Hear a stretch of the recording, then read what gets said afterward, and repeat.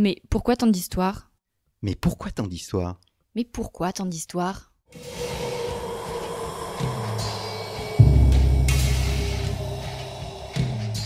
Une émission de la rédaction de Storia Voce.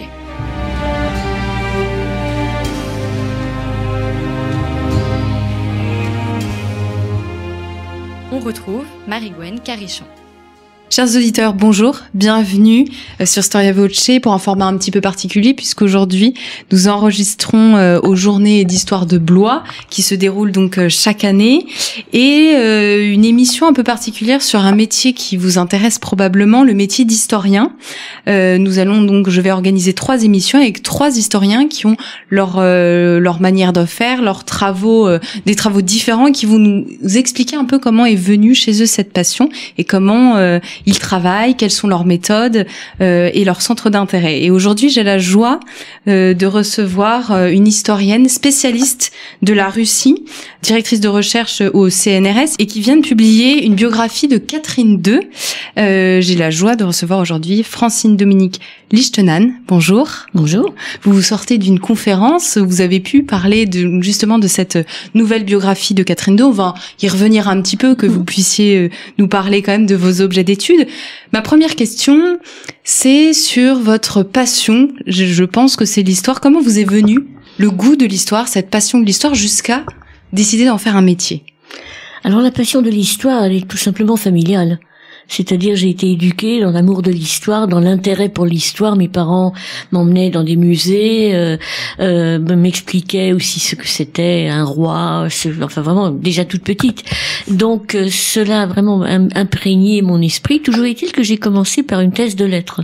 En fait, j'ai une première thèse de lettres, et au fur et à mesure où j'ai travaillé dans les archives pour cette thèse, j'ai découvert le plaisir du travail dans les archives, ce qui fait que l'histoire m'a entraînée, m'a enlevé en quelque sorte, et j'ai aussi eu la chance de rencontrer un des plus grands historiens du XXe siècle, dont je suis devenue l'élève et même l'assistante, qui est Emmanuel Leroy-Ladurie, auquel je dois évidemment beaucoup. Est-ce qu'on peut dire que Emmanuel Leroy-Ladurie est votre maître? On parle des maîtres en histoire. Oui, tout à fait. Et je l'appelle maître d'ailleurs. Le métier d'historien, est-ce qu'on peut dire que c'est une vocation? Sans doute oui, parce qu'il faut quand même une certaine abnégation. Des fois, il faut pas compter ses heures de travail, surtout quand on rédige un ouvrage. Je voudrais quand même préciser une chose, le métier d'historien, le mot métier est un peu ambigu, parce qu'en fait, il n'est pas protégé. Le mot historien, n'importe qui peut s'ériger en historien, avec plus ou moins de talent d'ailleurs, hein. Je ne dis pas qu'un historien amateur qui n'a pas été formé, qui n'a pas fait sa thèse, n'est pas éventuellement un excellent talent et quelque chose à dire. Au contraire, on est complémentaires, ce n'est pas forcément une hostilité. Souvent, les historiens amateurs introduisent en quelque sorte le public vers la matière, et ce public s'intéressera après aux travaux des historiens, plus difficiles d'accès parce que dotés de notes, parce que souvent écrits de manière plus technique. Donc, on est complémentaires, mais il faut voir que le métier d'historien, si vraiment on voulait le considérer comme métier, il faudrait en fait sélectionner les gens et prendre que les gens qui ont fait leur doctorat et leur agrégation. Donc, ce qui serait un peu injuste, bien sûr. Oui, donc est-ce qu'on peut définir quand même un petit peu cette profession, cette manière de travailler? Est-ce que c'est la méthode qui fait l'historien? Est-ce que c'est le grade? Est-ce que c'est le diplôme? Est-ce que finalement c'est impossible de le définir? C'est un tout. Évidemment, un historien professionnel, il sera agrégé, ou il aura du moins son doctorat ou son habilitation. Il aura été formé aussi. Il aura été formé à la paléographie, notamment. Et je pense que le devoir de l'historien professionnel, c'est d'abord et avant tout travailler dans les archives. Parce que c'est lui qui saura lire l'écriture, c'est lui qui saura aussi distinguer parmi des variantes infinies sur un même sujet, quel peut être le compromis à faire, comment il faut lire les documents. Ça s'apprend. Ça, c'est un apprentissage de très très longue durée. Très souvent, on le maîtrise pas quand on commence dans le métier d'historien, qu'on soit jeune maître de conférence ou qu'on soit jeune chercheur au CNRS. C'est quelque chose qui s'affine comme un bon vin avec les années. Est-ce que le fait d'écrire l'histoire renvoie à la même méthode aujourd'hui que lorsque vous avez commencé? Est-ce qu'il y a une grande évolution dans la profession ou pas forcément? Je n'ai pas vu, parce que en France, c'est quand même l'école des annales qui est omniprésente et qui est très marquante. Alors, qu'est-ce que l'école des annales, si vous pouvez définir? C'est déjà une approche de l'histoire qui n'est pas événementielle, c'est-à-dire qui ne veut pas... À l'époque, d'ailleurs, même, la biographie était mal vue, parce que c'était trop lié à l'événement, aux dates, aux batailles, aux naissances, etc. Donc, c'est vraiment une histoire qui se penche sur le quotidien d'une population, sur des choses pratiques aussi. Ça peut être la vie privée, ça peut être l'hygiène, ça peut être le sport dans le quotidien, etc. Donc ça c'est extrêmement vaste et c'est quand même quelque chose qui marque durablement l'histoire de France, notamment l'historiographie française. Ce qui ne veut pas dire que dans d'autres pays les approches soient un peu plus positivistes, c'est-à-dire justement on décrit un être humain de son premier cri jusqu'à sa mort, sans tenir compte de son quotidien, sans tenir compte du quotidien de son peuple. Parce qu'une bonne biographie, et c'est ça ce qui a peut-être le plus évolué en France depuis une vingtaine d'années, c'est que la biographie, c'est le tableau d'un pays, ou le tableau d'une époque à travers un personnage. C'est une belle définition de l'histoire. Et vous m'emmenez sur mon autre question, est-ce que tout objet, tout événement peut être objet d'histoire ? Alors la question est pertinente. Théoriquement oui, sauf qu'on a parfois, on doit se l'avouer à nous-mêmes, il nous manque tout simplement le matériel. Qu'est-ce que vous faites si vous avez un objet historique mais le matériel a été détruit? Par exemple, pendant la Commune, il y a eu beaucoup de fonds d'archives qui ont été détruits. Eh ben, on a par exemple de grosses lacunes sur le XVIIIe siècle aux archives de la préfecture de police. Donc il y a certains sujets qu'on peut pas mener à bout parce que on n'a pas le matériel. Maintenant, on peut reconstituer parce qu'il faut pas négliger d'autres sources. Bon, moi, je suis très très archive personnellement, mais il y a évidemment des écrits de l'époque. Il y a même la littérature qui peut servir, mais il faut faire attention. Mais un récit de voyage peut être tout à fait une source historique à condition de savoir la lire. En fait, ce que vous nous dites, c'est que la méthode dépend beaucoup de l'objet que vous étudiez. Oui, tout à fait. Quel est le fait qui, pendant votre carrière, vous a donné le plus de difficultés dans vos recherches ou dans votre propre cheminement intellectuel ? J'avoue que vous me prenez au piège, je ne saurais répondre. Est-ce que c'est Catherine II ? Pas du tout. Pas du tout, non, pas du tout. C'est pas Élisabeth non plus. J'ai eu peut-être plus de difficultés avec Pierre le Grand. Je l'avoue que je l'ai écrit dans des conditions plus contraignantes aussi par rapport à l'éditeur. Mais le personnage est insaisissable. C'est-à-dire, il vous échappe en permanence parce qu'il était bipolaire. Donc, c'était quelqu'un qui avait des problèmes psychologiques et psychiques très très lourds. Et c'est très difficile quand on n'a pas cette formation, même quand on est un historien, quand on n'a pas été formé pour capter le problème psychique d'un personnage, on s'y perd. Donc c'est vrai qu'avec Pierre le Grand, j'ai eu peut-être beaucoup plus de problèmes. Alors il y a un autre aspect aussi dont il faut peut-être tenir compte. Je suis historienne, donc femme. C'est peut-être plus facile pour une femme aussi d'approcher la biographie d'une autre femme, parce qu'on peut quand même peut-être mieux se projeter que dans un personnage aussi énigmatique que Pierre le Grand. Donc être femme peut aider à comprendre une femme, je pense. Mais là, vous avez étudié l'histoire de la Russie. Est-ce que c'est nécessaire de parler la langue des Russes pour les comprendre, comme est-ce que c'est nécessaire de parler le latin pour comprendre l'histoire romaine, pour aller au fond des choses et pour écrire ce récit ? Il me semble que ça fait partie des instruments de travail. Je vais vous faire un aveu, je suis dans les commissions du CNRS. Quelqu'un qui travaille sur une aire culturelle et qui ne maîtrise pas la langue n'a aucune chance.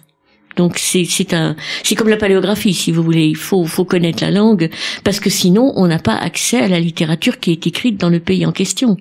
Imaginez, vous écrivez une biographie sur Catherine II, mais vous ne savez pas ce qui a été écrit sur Catherine II en Russie.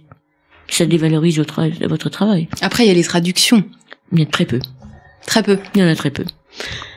En quoi, justement, alors vous allez trouver la question évidente, mais votre double casquette, à la fois parce que vous avez beaucoup travaillé la littérature et votre travail d'historienne se complète. Comment est-ce que vous agencez est-ce que les méthodes se rejoignent un petit peu ? Elles se rejoignent jusqu'à un certain point, oui, et je pense que le littéraire a une approche du texte qui est différente. C'est-à-dire, on voit souvent les choses entre les lignes, et surtout on repère plus facilement ce qu'on appelle l'intertextualité. C'est-à-dire ce qui a été emprunté. Par exemple, vous avez un document d'archives. Bon, si vous ne faites pas très attention, vous risquez par exemple de ne pas voir qu'il y a des parties de ce document d'archives qui ont été recopiées dans un autre texte. qui seraient peut-être même déjà publiées. Donc on est plus sensible, en effet, quand on a une formation littéraire, on est plus sensible vraiment au style et à ce qu'on appelle justement cette intertextualité, c'est-à-dire l'emprunt éventuel, les plagiats éventuels qui peuvent être dans un texte et qui peuvent vous induire en erreur. Vous nous parlez beaucoup des archives, on sent que vous y passez beaucoup de temps et que pour vous c'est essentiel pour le métier, enfin au métier d'historien, si vous me permettez l'utilisation du terme. Est-ce que vous vous souvenez d'une trouvaille en particulier dans ces archives ou d'une révélation qui vous a particulièrement marqué et qui a marqué votre carrière ou votre travail d'historienne? Tout à fait. Je travaille dans les archives royales prussiennes.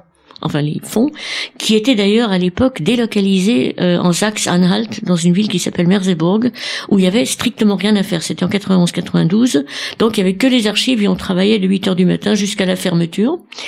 Et j'ai découvert, pendant ces fouilles, 2 textes consacrés à l'époque d'Élisabeth et à la cour d'Élisabeth, qui finalement ont donné lieu à des publications de ces mêmes documents, mais qui ont donné lieu après à ma thèse d'habilitation. Donc ça a été un grand tournant, effectivement, grâce aux archives. Quelques mots sur votre ouvrage Catherine II. Alors, enchaînons sur les archives. Ça commençait déjà à être un peu difficile de travailler en Russie pour des raisons multiples. Et j'ai jeté mon dévolu sur des archives qui n'ont jamais été exploitées par rapport à Catherine. Ce sont les archives apostoliques du Vatican. Et donc j'y ai travaillé pendant plusieurs mois grâce à l'École française de Rome qui m'a donné des bourses. Et j'ai donc passé 8 mois dans les archives apostoliques et j'ai trouvé des choses absolument extraordinaires dans les fonds polonais, parce que c'est le nonce apostolique à Varsovie qui était en fait au premier poste pour observer ce qui se passait en Russie. Donc il notait tout et il enregistrait tout. Oui, il faut bien imaginer que l'historien, il voyage. Il reste pas seulement dans la bibliothèque française. Il y a des fonds qui peuvent concerner un champ d'études qui se trouve dans de multiples pays et il est nécessaire d'y aller, Tout à fait. de comprendre la langue, de chercher. Tout à fait, mais même, mettons, vous êtes historien de la France. Théoriquement, vous pouvez vous dire, oui, non, mais je vais pas partir à l'étranger. Pourquoi devrais-je partir à l'étranger? Ben non, il peut y avoir des choses extraordinaires, notamment dans les fonds apostoliques, parce que les curés étaient partout, ils observaient tout. En plus, il y a des fois des résumés de confessions et des choses de cet ordre-là qui peuvent être absolument fondamentaux. J'en reviens à l'heure à la durée avec Montaillou. Une dernière question.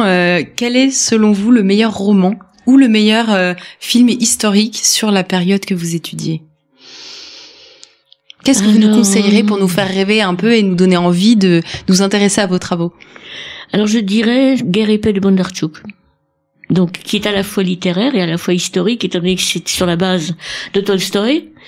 Et en même temps, c'est quand même la campagne de Russie avec la confrontation de Napoléon avec l'armée russe. Donc je pense que c'est le film vraiment le plus impressionnant que je connaisse sur l'histoire, qui n'est pas ma période, mais sur l'histoire de la France et de la Russie. Merci beaucoup. Merci Francine Dominique Lichtenhahn. Je rappelle que vous venez de publier une très belle biographie aux éditions Perrin sur Catherine II. Je vous remercie, chers auditeurs, pour votre écoute et votre fidélité. Je vous dis à très bientôt pour une nouvelle émission sur le métier d'historien. Merci à vous.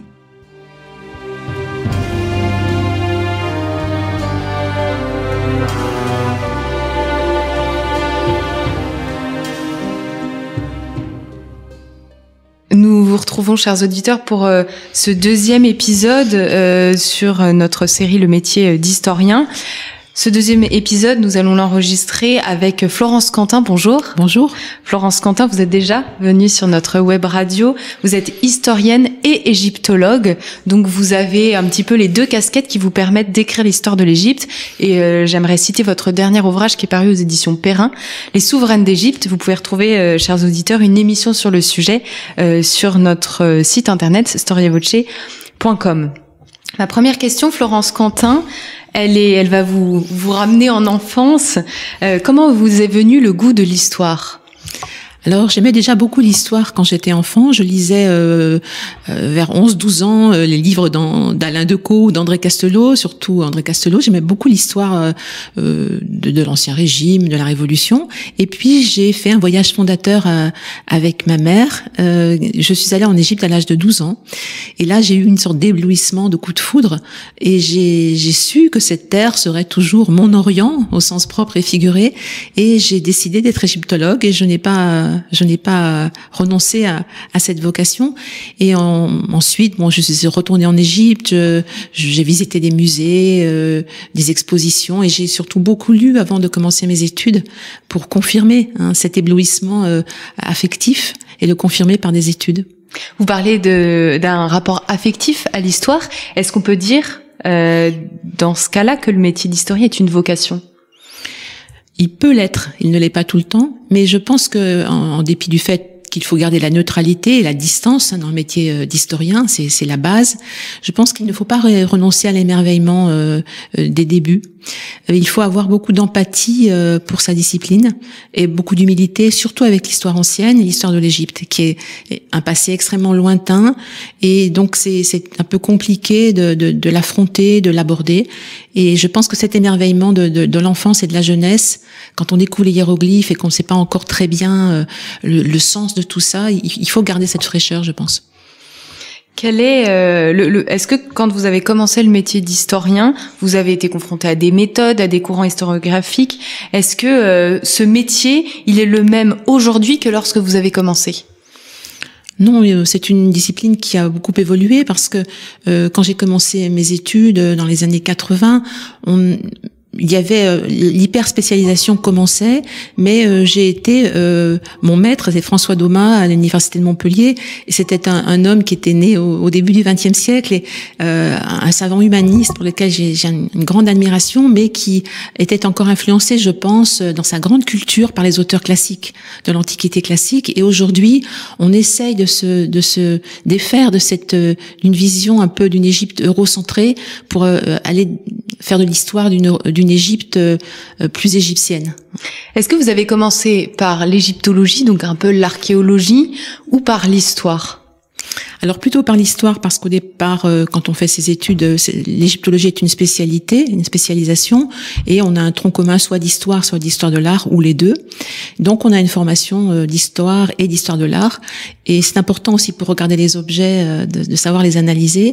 Et ensuite il y a la spécialisation donc en égyptologie, et moi j'ai commencé effectivement par avec mon maître Domat, donc par l'épigraphie. C'était un grand épigraphiste, et en égyptologie on n'est pas tous sur le terrain, on n'est pas tous archéologues, on a plus d'affinité avec un sujet ou un autre, et l'épigraphie c'est plongé dans une pensée très lointaine et tout à fait fascinante.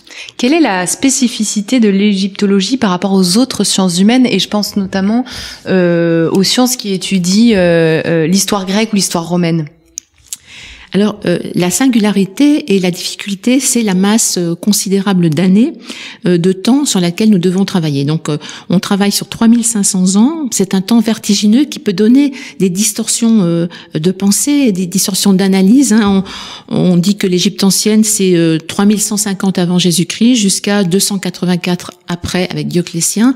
Donc, c'est une masse considérable de temps. Et il y a une autre difficulté en histoire égyptienne, c'est la chronologie. Alors, on bataille beaucoup avec cette chronologie qui est difficile à appréhender, et la question nous est souvent posée: qu'est-ce que c'est que cet ancien empire, moyen empire, période intermédiaire?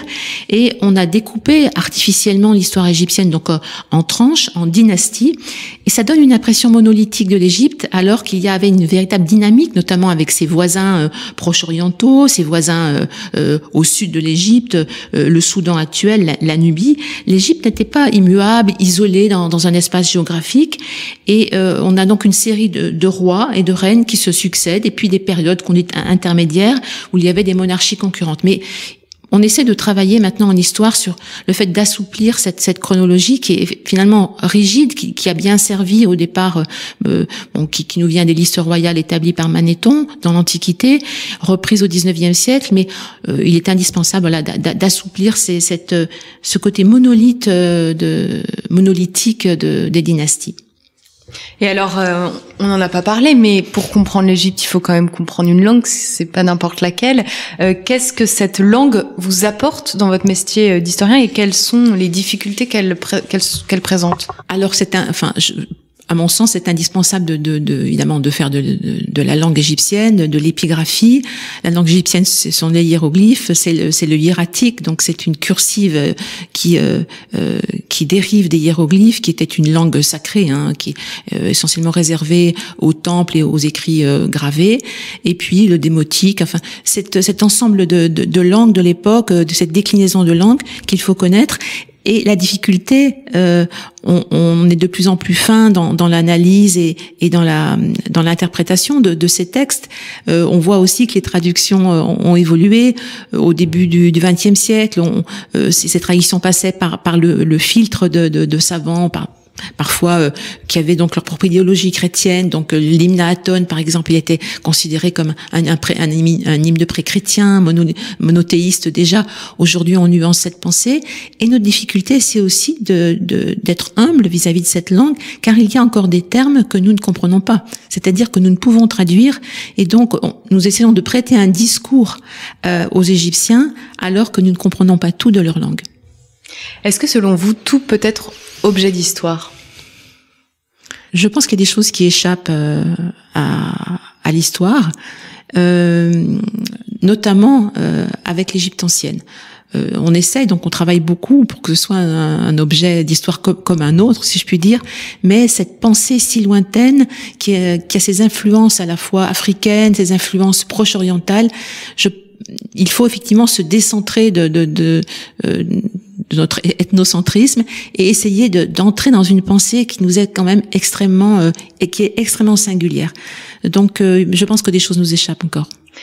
Avez-vous souvenir d'un fait ou d'un objet qui vous a donné le plus de difficultés dans vos recherches ou dans votre cheminement intellectuel?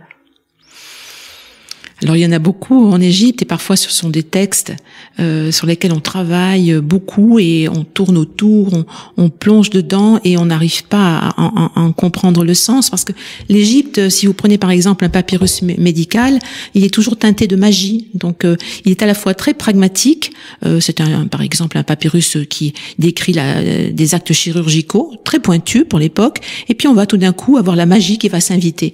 Donc pour nous c'est compliqué. Et de la même manière, les objets, je pense que, comme j'en parle dans mon livre sur les grandes souveraines d'Égypte, le fait de regarder un objet différemment,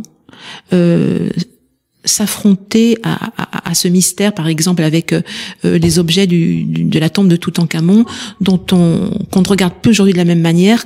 Ce masque iconique en or, on l'a toujours attribué à Toutankhamon, et on pense qu'il a peut-être été à l'origine fait pour sa sœur Méritatone ou Néfertiti, enfin la reine qui a eu le pouvoir avant lui. Donc les objets aussi sont une énigme souvent, et il faut les regarder encore, les analyser, et puis aussi évidemment l'épigraphie et les textes. Et je pense qu'aussi avec la maturité, on ne relit pas les textes de la même manière, et on se débarrasse d'un certain nombre de préjugés, notamment ceux qu'on nous a inculqués dans nos études il y a quelques années. Quelle est votre plus belle découverte en archéologie ou dans des archives qui vous a permis, vous, de passer un tournant dans votre recherche, ou qui a servi et qui sert encore aujourd'hui à la recherche et à l'égyptologie?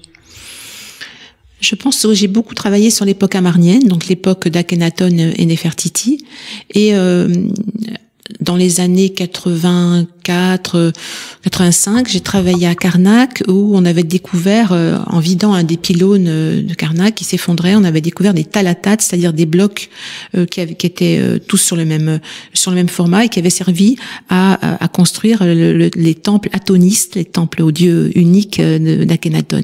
Et donc c'était un vaste puzzle. Et à l'époque, l'informatique était moins développée, beaucoup moins. Les programmes aujourd'hui pourraient aider, mais de toute façon, il faut toujours l'œil humain pour recomposer ce puzzle de 50 000 blocs. Et donc, quand j'ai pu réunir à l'aide visuelle, enfin avec des photos et avec le souvenir d'éléments, un ensemble, une petite partie en tout cas j'ai pu comprendre certains aspects de ce culte, du moins de cette monarchie, de cette théocratie atoniste qui est centrée donc sur le roi et son épouse. Et tout d'un coup, ça a éclairé effectivement la recherche, que c'était tout à fait nouveau dans ces années-là. Vous êtes, alors, on a parlé de votre spécialité en égyptologie, mais vous êtes aussi, et surtout, vous êtes spécialisé un peu sur l'histoire des femmes et de la féminité.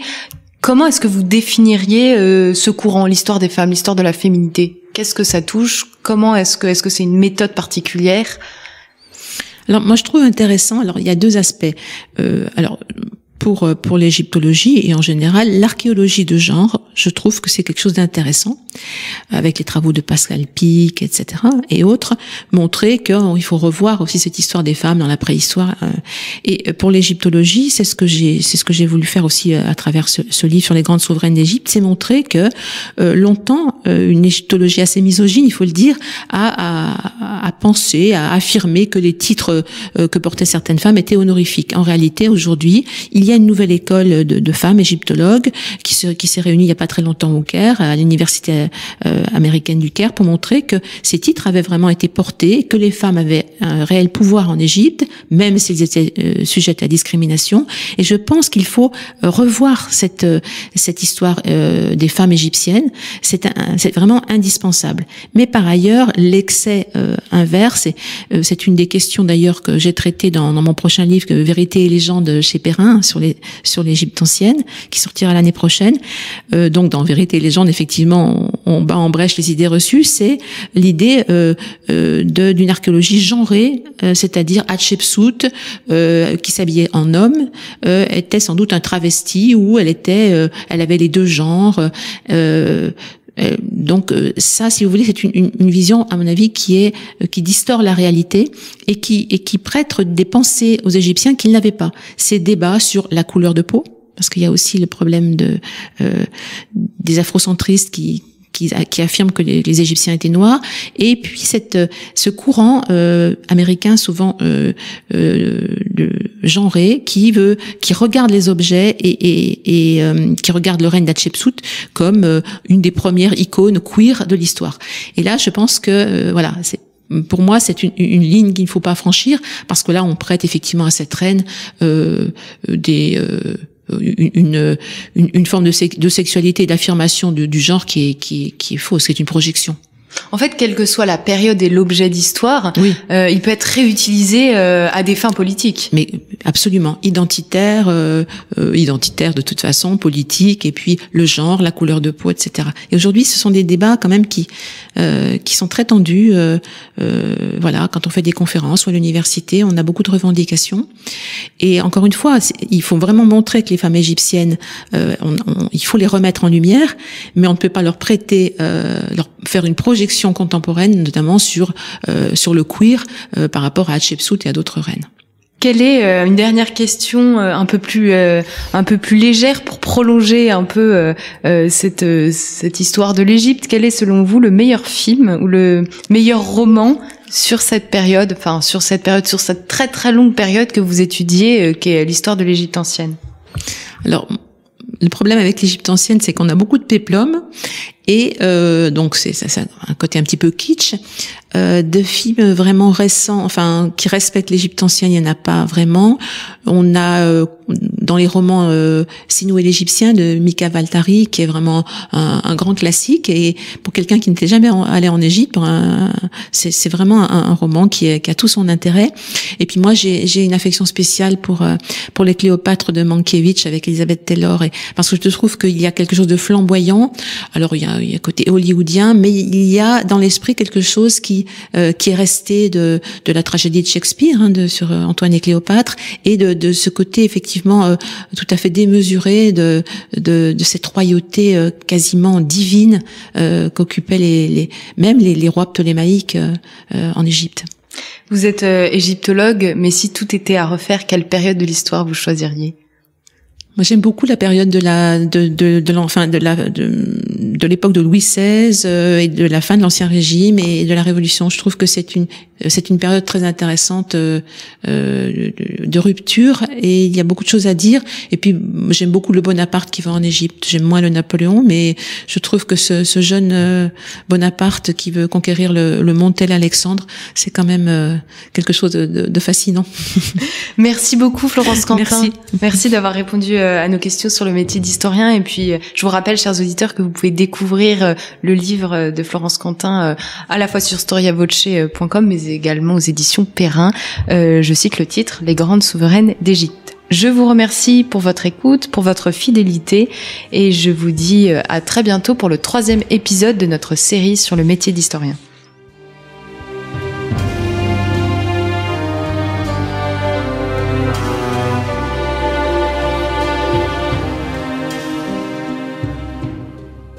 Nous voici pour notre 3e épisode sur le métier d'historien. Ces émissions, je le rappelle, sont enregistrées au rendez-vous d'histoire de Blois 2021 et j'ai la joie de recevoir Patrice Guénifet. Bonjour. Bonjour. Merci d'avoir répondu à notre invitation une 2e fois, parce que je rappelle que vous êtes déjà venu sur Storia Voce. Vous pouvez retrouver, chers auditeurs, toutes ces émissions sur storiavoce.com. Je rappelle que vous êtes historien, que vous enseignez à l'EHESS et que vous êtes surtout un grand spécialiste de la Révolution française et de l'Empire. Ma première question, Patrice Guénifet, elle est simple. Elle va peut-être vous rappeler votre enfance. Comment vous est venu le goût de l'histoire ? Moi, j'ai toujours aimé l'histoire et lire. Ça faisait partie d'ailleurs de l'enfance, il y a quelques décennies maintenant. Alors bien sûr, comme tous les enfants de cette époque, j'ai lu Les Trois Mousquetaires, j'étais fasciné par ça. J'ai lu, sans doute le livre qui m'a le plus marqué, c'est Guerre et Paix, que j'ai lu jeune et qui m'a donné le goût de l'histoire et le goût des personnages. Voilà, l'histoire en tant que l'étude des processus collectifs ou des évolutions lentes, l'histoire des mentalités, tout ça m'a jamais vraiment attiré. J'ai toujours aimé les personnages. Donc j'étais un peu destiné à la biographie par goût. Donc j'ai eu cette éducation, cette formation. Je n'ai pas gardé de souvenirs de l'enseignement de l'histoire à l'école. Alors, il y a bien sûr eu le cinéma aussi, les choses des gens nés après le milieu du XXe siècle. J'ai pas franchement gardé de souvenirs de l'enseignement scolaire. Et puis, par la suite, je suis venu un peu à l'histoire par hasard, par circonstance, à la suite de rencontres et sans avoir suivi le cursus. D'ailleurs, je ne suis pas normalien, je n'ai pas fait de licence, je n'ai pas fait de maîtrise. Je suis passé du bac au doctorat sans transition. Est-ce que le métier d'historien est une vocation, s'il n'est pas un diplôme ? Ça l'est devenu. Quand j'ai repris des études sur le tard, je ne me destinais pas, je ne pensais pas que ça deviendrait un métier et une occupation à plein temps. Mais j'ai pris le goût de la recherche un peu, et surtout le goût des bibliothèques. J'ai fait mes études tardives donc à la Bibliothèque nationale, où j'ai préparé l'essentiel de ma thèse, et j'ai vraiment pris le goût de cette vie finalement assez libre, consacrée à la lecture, à l'étude, un peu à l'écriture, et c'est vraiment quelque chose, j'ai trouvé ma vocation tardivement. Ça n'a pas été une vocation initiale. Vous avez parlé des échanges qui vous ont marqué, et peut-être que la rencontre la plus importante pour vous, c'est la rencontre avec François Furet, bien sûr, qui est un éminent historien. Est-ce que c'est la peine de le représenter aujourd'hui ? Qu'est-ce qu'un maître en histoire ? Un maître en histoire. Je suis pas un disciple au sens où j'aurais épousé toutes ses convictions, mais il m'a donné l'idée d'une manière d'aborder l'histoire, d'une manière plutôt intellectuelle, de réfléchir à l'histoire et de réfléchir à l'histoire en relation avec les enjeux du présent. Voilà. Et pour moi, je l'ai considéré comme un maître parce que ça ne me serait jamais venu à l'idée d'être familier avec lui. J'ai toujours été avec lui dans un rapport d'élève à maître. C'est un peu ça. Après tout, je le reconnaissais comme un maître dans ce sens-là, parce que je lui devais absolument tout. Sans lui, je n'aurais pas fait de carrière. Sans lui, je n'aurais pas persisté dans l'histoire. Et puis, il m'a donné le goût encore je l'avais, de l'histoire politique, parce que j'avais déjà le goût de la politique. C'est ce qui m'intéresse, au fond, la politique. Et avec lui, j'ai trouvé une œuvre, une manière de s'interroger, une curiosité, quelque chose que je n'ai jamais retrouvé chez aucun autre. Voilà, donc dans ce sens, il a été et reste aujourd'hui encore. Il est mort maintenant, il y a un certain temps, hein, il est mort en 97, donc ça fait plus de 20 ans qu'il est mort, mais il reste mon maître. Vous parlez des liens entre l'histoire et les enjeux du présent. Est-ce qu'on peut faire de l'histoire, écrire l'histoire, sans s'intéresser du tout à la politique ? Tout dépend de l'histoire que l'on fait. Ça me semble difficile. Peut-être que si on travaille sur des périodes vraiment très éloignées, sur l'Égypte ancienne, etc., les liens ne sont pas les mêmes. Mais à partir du moment où je travaille sur l'histoire moderne et contemporaine, c'est déjà de notre monde qu'il s'agit. Dans cette mesure, étudier l'histoire de la Révolution, l'histoire de l'Empire, l'histoire du 19e siècle, c'est parler déjà d'aujourd'hui. Hein. Donc dans ce sens, quand je fais de l'histoire, quand j'écris sur l'histoire, bien sûr, j'ai en tête le monde dans lequel nous sommes, puisque c'est le moment où il est apparu, où il s'est formé, où il a été inventé au sens propre.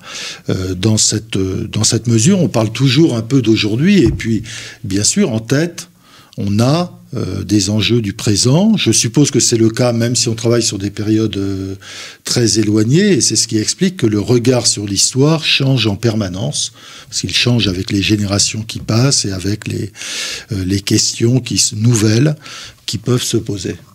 Le métier d'historien n'est donc pas le même aujourd'hui que lorsque vous avez commencé ? Non, pas tout à fait, parce que moi j'ai commencé à une époque bien précise qui était le début des années 80, dans un contexte qui était marqué par l'écroulement du communisme, hein, qui avait été le grand système d'explication de l'histoire au XXe siècle. Et quand j'ai commencé, la mode était au libéralisme. Plutôt, il y avait une vague d'interprétation libérale, de redécouverte des grands auteurs libéraux, et il se peut qu'aujourd'hui, ça ait un peu évolué.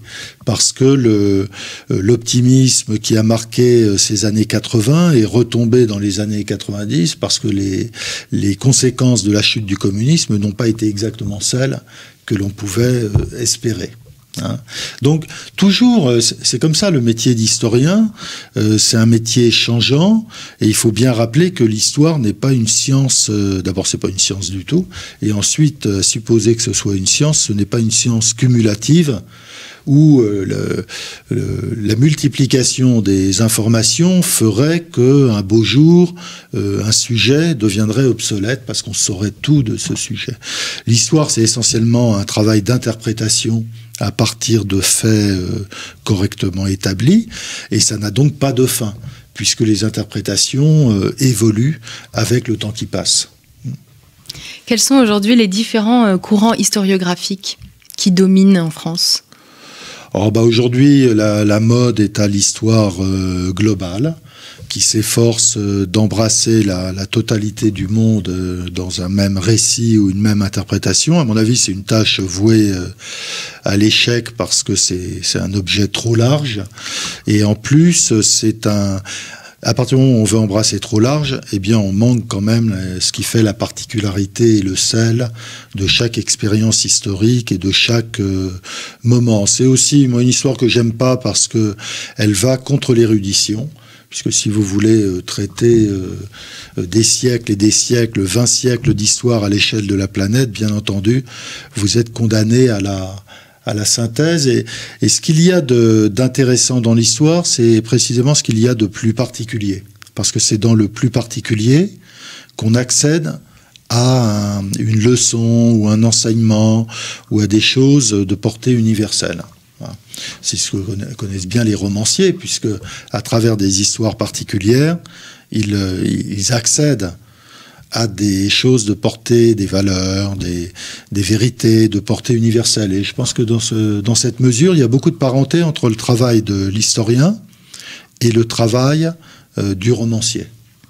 J'aimerais qu'on revienne sur la notion de science. Vous avez dit que l'histoire n'était pas vraiment une science, et pourtant, dans votre thèse, vous avez compté, vous avez additionné, vous avez soustrait, donc il y a quand même une méthode un petit peu scientifique. Non, pas scientifique. C'est-à-dire que, à la différence du romancier, l'historien est limité par les faits. Ça, il ne peut pas sortir des faits. Il ne peut pas faire dire à ses personnages ce qu'ils ne disent pas dans des correspondances ou dans des documents. C'est un peu la limite, d'ailleurs, Je dis toujours, les historiens, ce sont des romanciers qui n'ont pas d'imagination. Parce que s'ils avaient de l'imagination, eh bien, ils ne seraient pas historiens, ils deviendraient romanciers. Voilà. Mais, donc, on est cadré par les faits. On ne peut pas aller contre les faits. En même temps, l'historien doit remplir les blancs. Parce que les acteurs ne parlent pas toujours et n'ont pas toujours laissé de témoignages. Et le travail de l'historien, c'est aussi d'imaginer ce qui a pu se passer avec les réserves de précaution d'usage. C'est-à-dire de dire, voilà, nous pouvons supposer que... Mais ce n'est pas une science. Je ne crois pas à l'existence de sciences sociales. Je ne crois pas que l'homme soit susceptible de science. On peut dire que l'histoire se rapproche de la morale, parce qu'elle étudie les actions humaines dans toute leur complexité. Voilà. Mais ce n'est pas une science au sens où la physique, la botanique, la chimie sont des sciences. Il n'y a pas de physique de l'homme. Pas encore. Pas encore. Quel est le fait qui vous a donné le plus de difficultés dans vos recherches ou dans votre cheminement intellectuel ? La terreur, assurément, parce que la terreur reste un phénomène un peu énigmatique, parce qu'on n'arrive pas à la déduire. Bon, les gens qui sont très contre-révolutionnaires disent « mais la terreur est incluse dans les droits de l'homme ». Je ne crois pas que ce soit vrai, parce que les droits de l'homme n'ont pas donné partout la terreur. La terreur a été un phénomène spécifiquement français à la fin du XVIIIe siècle, qui est ensuite entré dans la pratique révolutionnaire au XXe siècle avec les bolcheviks et les Chinois. Voilà. Mais néanmoins, il y a une énigme. Et d'ailleurs, ça a été la grande question du XIXe siècle. Hein. Les gens restaient un peu pantois devant ce déchaînement de violence. Et pas tellement le déchaînement de violence, parce qu'on peut dire que les guerres de religion, on avait connu d'au moins aussi violents, mais la manière dont on justifiait cette violence. C'est ça qui est radicalement nouveau et qui n'existe pas dans l'histoire avant la Révolution française. Donc ça reste un phénomène énigmatique. Comment ces bons bourgeois, tous plus ou moins très modérés, sont devenus des terroristes justifiant de manière idéologique et bricolant une idéologie pour justifier et expliquer les massacres qu'ils avaient commis. Ça reste une grande question historique, parce qu'aussi c'est le point de départ de toute une partie de l'histoire des 19e et 20e siècles. Aujourd'hui, c'est un peu derrière nous parce que l'espérance révolutionnaire s'est éteinte en grande partie dans nos sociétés, mais ça a été la grande question pendant 2 siècles en Occident, et en tout cas dans l'Occident non anglo-saxon, hein, parce que les Anglais et les Américains ont été largement préservés de ça. Mais l'Europe a vécu sur l'idée de révolution et sur ce problème qui a divisé la gauche, communiste, socialiste, et qui a nourri la réflexion intellectuelle, d'autant plus que d'autres phénomènes de terreur se sont greffés là-dessus, en particulier au XXe siècle. Que ce soit des phénomènes révolutionnaires, le fascisme d'un côté, le communisme de l'autre. Est-ce que vous pourriez nous raconter votre plus belle découverte, votre trouvaille dans les archives ou intellectuelles qui vous a marqué dans votre parcours d'historien ? Bon, je donnerai 2 petits exemples. Je suis pas vraiment un chercheur d'archives. Je l'ai fait quand je faisais ma thèse, mais j'ai pas vraiment il y a des gens qui ont la passion des archives. Moi, j'ai pas cette passion-là. Je préfère les textes.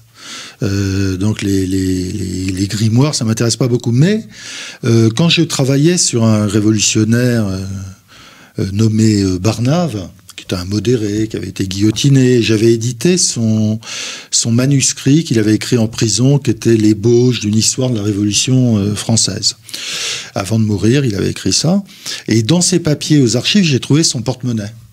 Et c'était émouvant de trouver son portefeuille. C'était comme un petit porte-monnaie d'aujourd'hui en cuir. Il n'y avait plus rien dedans, mais l'objet était là. Et donc, c'était émouvant de trouver cet objet mélangé à ces papiers. Et puis, sinon, pour moi, l'une des grandes révélations a été la découverte d'un historien italien pour qui j'éprouve une particulière vénération, qui est Guglielmo Ferrero, qui est mort en 1942. Et Ferrero a vraiment été une révélation parce qu'il a... c'était un historien de Rome au départ, qui s'est intéressé à la Révolution française parce que le régime de Mussolini lui semblait une énigme. Et il a cru trouver dans la Révolution française une explication de ce qu'il considérait, à travers le fascisme, comme un mouvement révolutionnaire moderne. Et d'ailleurs, il avait tout à fait raison. Mais il a réfléchi à des choses qu'on ne cherche pas à comprendre, comme qu'est-ce que la légitimité politique? Et pourquoi est-ce que les gens obéissent finalement à leurs gouvernants? Parce que naturellement, il n'y a absolument aucune raison d'obéir aux ordres qu'on reçoit d'en haut. Et il cherchait à comprendre comment opère ce phénomène très étrange qu'est la légitimité, qui fait que l'on obéit sans que le gouvernement soit obligé de nous frapper toujours et tout le temps. Voilà. Et c'est une grande œuvre qui va donc de Rome à la Révolution française, à l'histoire européenne. Et vraiment, ça fait partie des auteurs qui, pour moi, ont été une révélation, voilà, dont j'ai beaucoup appris. Et vous l'avez dit au début de cet entretien, vous avez beaucoup appris grâce au roman. Est-ce que vous pourriez nous donner une indication, un conseil sur un roman ou un film qui vous a marqué ou qui pour vous est particulièrement important à voir ou à lire pour s'inspirer et pour essayer de comprendre une période en particulier? Écoutez, il y en a d'abord et toujours Guerre et paix de Tolstoï, parce qu'à la fois il y a là-dedans le sens de l'aventure collective, il y a le sens du rôle des individus, même si dans les passages philosophiques du roman, on n'est pas obligé de les lire, d'ailleurs on peut les sauter. Tolstoï attaque l'idée que les individus font l'histoire. Il pense au contraire que l'histoire est est une aventure collective faite de millions de petites actions, réactions, sentiments, passions, etc. Mais il a quand même le sens du rôle des grands personnages, puisqu'il les met en scène. Il a le sens du récit, et je crois que l'histoire ne peut pas se passer du récit. C'est-à-dire, au final, l'histoire doit être un récit. Alors bien sûr, quand on commence, on ne peut pas commencer par du récit. D'abord parce que dans le monde des historiens, il faut faire ses preuves. Donc il faut faire un travail solide sur des choses plus abstraites. Mais ensuite, tous les historiens viennent au récit. Alors souvent, ils commencent par condamner la biographie et puis ils y viennent sur le tard, parce que l'histoire, c'est quand même ça. C'est les grands hommes. Pas seulement les grands hommes, parce qu'on peut aussi raconter, l'histoire de la résistance avec beaucoup d'acteurs peu connus, voire méconnus. Mais néanmoins, l'histoire prend la forme du récit parce que c'est une expérience humaine et chacun doit pouvoir s'y retrouver d'une manière ou d'une autre. Merci beaucoup Patrice Merci Guénifet. Merci d'avoir répondu à nos questions et de nous en avoir appris un peu plus sur le métier d'historien. Merci à vous, chers auditeurs, pour votre écoute, pour votre fidélité. Et je vous dis à très bientôt pour une nouvelle émission.